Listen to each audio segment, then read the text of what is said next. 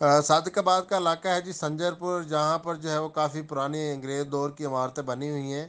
ان میں سے ایک گھر کے نوجوان کو کسی نے بتایا کہ پرانی عمارتوں میں جو انگریز تھے وہ خزانہ چھپا کر گئے ہیں۔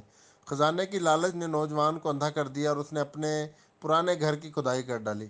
خزانہ تو نہ ملا، مگر کھدائی کے دوران مکان کا آدھا حصہ جو ہے وہ ہمسائے کے گھر جا گرا، جس سے ہمسائے کے گھر کو بھی شدید نقصان پہنچا۔